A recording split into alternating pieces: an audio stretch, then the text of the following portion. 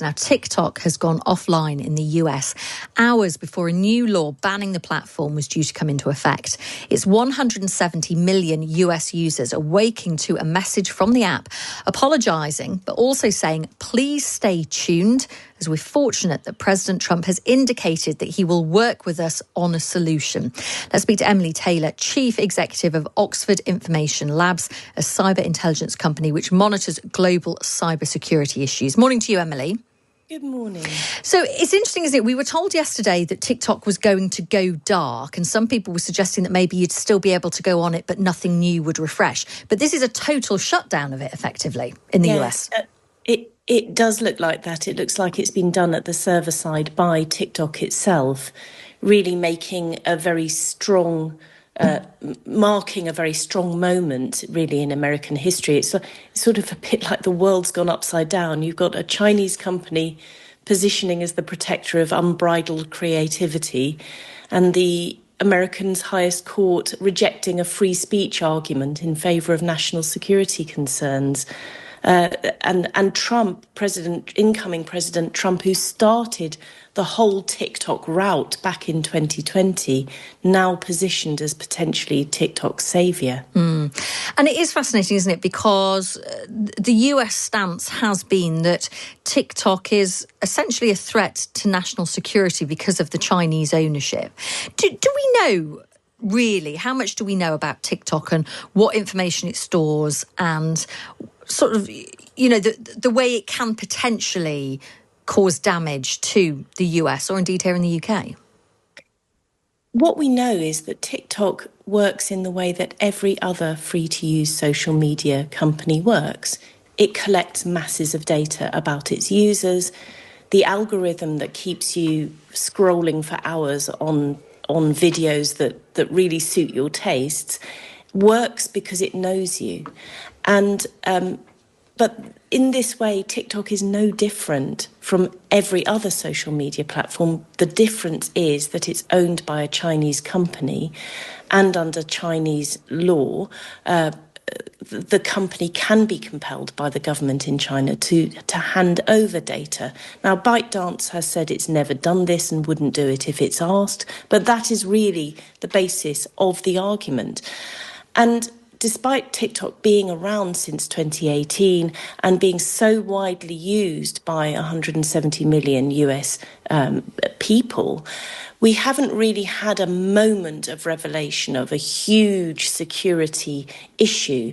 It's really more the underlying business model and what that means when you transpose it to an authoritarian state. And of course, Donald Trump is now saying, well, actually, he gave a hint last night, didn't he, that he can potentially be this saviour.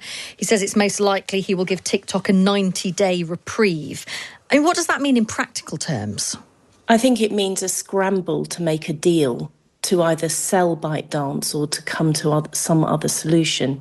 So under the Biden administration, a law was passed that required ByteDance to find a buyer that wasn't Chinese or to shutter itself, and that deadline passed yesterday. The Supreme Court didn't come to the rescue. But what I think is a really interesting aspect to this is the way that Trump himself has moved on TikTok.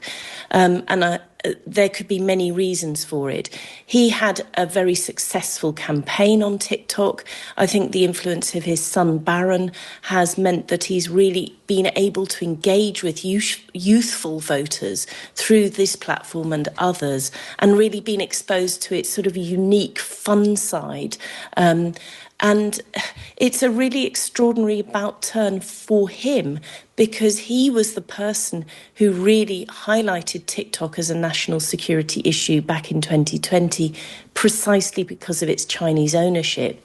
And I imagine that, you know, he's going through a tussle of, well, this is a Biden law, therefore bad. He's come out very strongly in favour of free speech. You've seen Elon Musk's influence, the dismantling by Meta of its fact-checking, all in anticipation, I think, of a much more First Amendment-heavy Trump administration than we've seen in the past. Of course, it has been suggested, hasn't it, that Trump's friend Elon Musk might buy it? anything could happen, really. In this short, I think a really interesting aspect of this story I do really want to mention is how it exposes the gap between the youth and the old age in America, and perhaps amongst all of us. You know, the lawmakers in America look like old fossils. They're all in their 80s. And you could take them into a room and explain how modern technology works in any way and scare the pants off them. At the same time, the youth, the 170 million TikTok users, they've been told that TikTok is a national security concern. And they're like, well, if that's the case, we're all going to flee to an even more Chinese-owned platform called Xiaohongshu or Red Note. And they're exposed to Chinese people of the same age. And rather than fighting about ideology, they're sharing pictures of their puppies and interacting and sort of like, wow, you're human too. I think this is a really interesting moment for US as a democracy because its lawmakers are so much older than the TikTok users. And the TikTok users, the disconnect, I think, between how fun TikTok is as a platform and having this idea of it as this huge national security concern is just too much, you know, and the youth are rejecting it as an argument, in my view. Really interesting. Emily, thank you so much. That's Emily Taylor, Chief Executive of Oxford Information Labs. It's a cyber intelligence company which monitors global cyber security issues.